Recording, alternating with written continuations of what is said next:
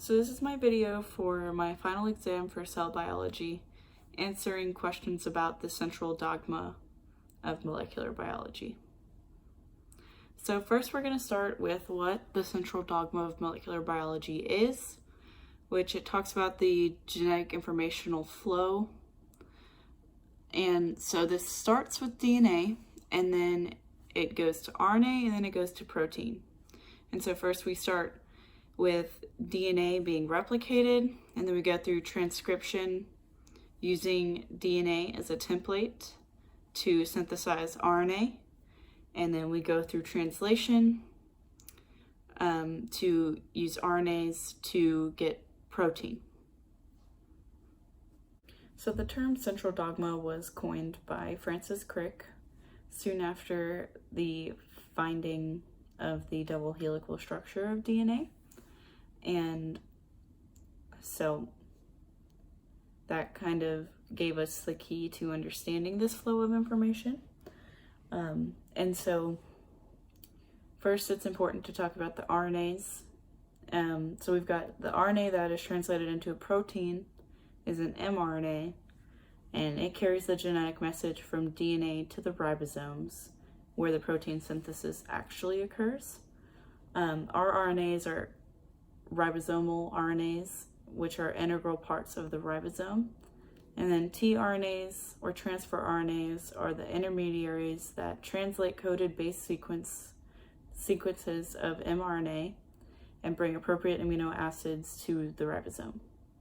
And so transcription starts in the nucleus, and then the mRNA then travels to the cytosol and then to the ribosomes, and then translation occurs there. So to understand how the mRNA is used to create these proteins, you have to understand the genetic language that's being used. So for every 3 nucleotides in an mRNA, that's a codon. That triplet is a codon. And that codon corresponds to a specific amino acid. And so there's 4 different nucleotides. There's adenosine, uracil, cytosine, and guanine. And so if you find all the combinations of those and rearranged every which way into triplets, you have 64 options, and so that those all code either for an amino acid or they're a signal to start or stop.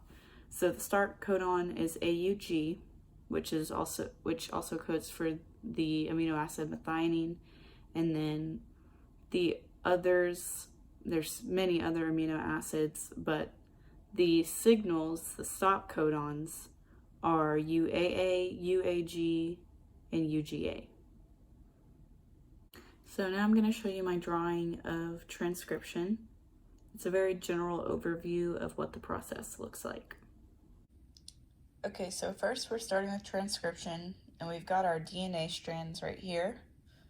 And this is our promoter, and then so our transcription unit will be from the end of the promoter to the end of this piece, both of these pieces of DNA. And then these blue pieces are going to be the terminator regions. And then this purple blob is going to be our RNA polymerase. And so first we start with the binding of RNA polymerase to the DNA at the promoter. So we've got that right here, and that little bubble right there is the transcription bubble where there's unwound DNA. And then we will add NTPs, which those are ribonucleoside triphosphate molecules like ATP and GTP, and phosphorylation reactions will occur and will give off phosphate.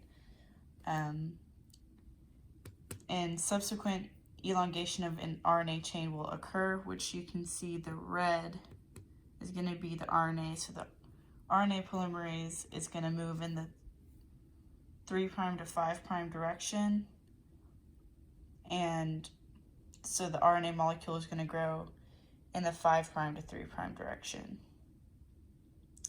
And so the top strand is going to be our coding strand, and the bottom strand is going to be our template strand. So the RNA looks flipped compared to the template strand. And then we'll just keep doing the process of elongation. It's going to move along. You can see our RNA getting longer as well. And then eventually there will be termination of the transcription, accompanied by the release of the RNA polymerase. So this is going to come off, and completed RNA product will also form from the DNA template. So we'll be left with our regular DNA without the RNA polymerase on it, and we will have our piece of RNA that we were trying to get. So the promoters are important for starting transcription, and one popular promoter is the TATA box, which it has TA, or thymine, adenine, about 25 nucleotides upstream from where transcription is going to start. And so that is of note as an important promoter. So there are 3 different kinds of RNA polymerases that are used in transcription. And so the first one is in the nucleolus, and it synthesizes an RNA molecule that is a precursor for 3 of the 4 types of rRNAs.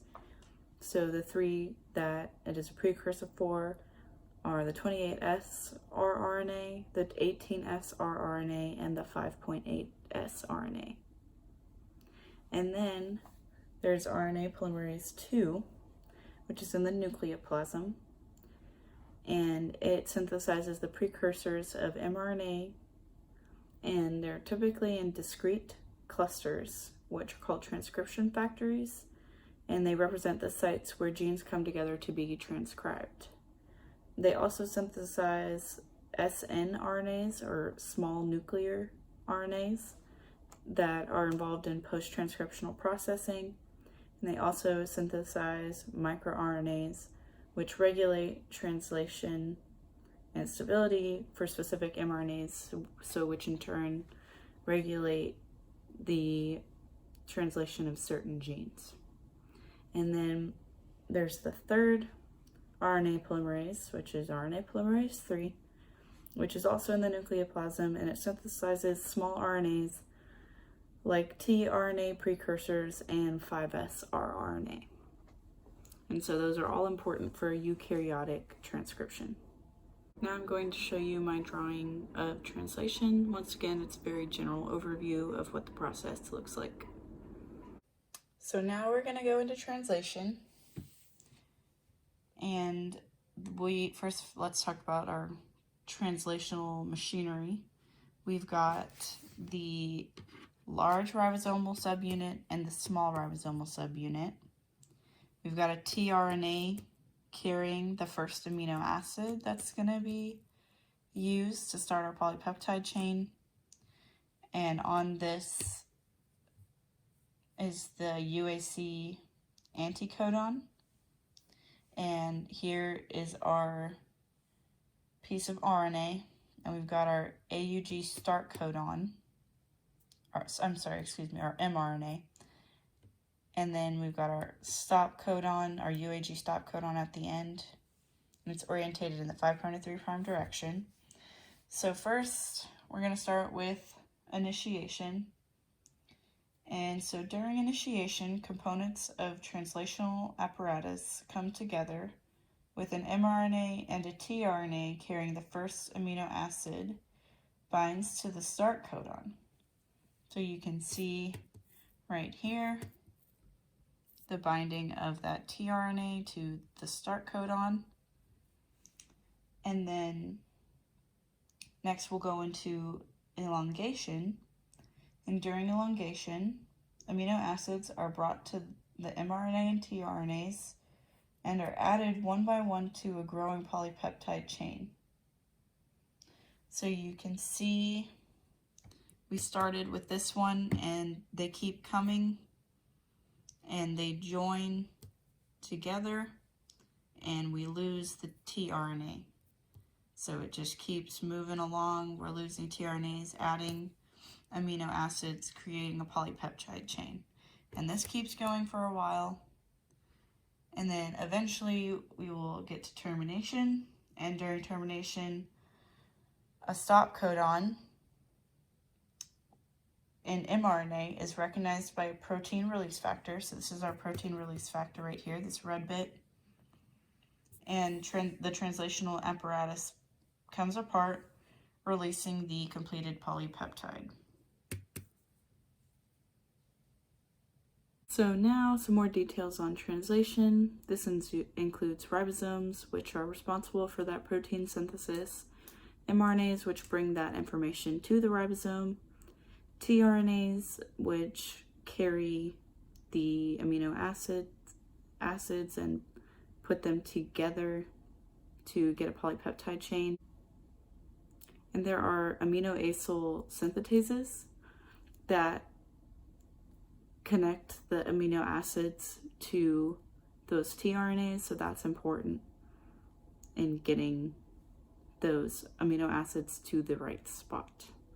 And then protein factors are used throughout translation to regulate what is going on and to tell them to do the right thing.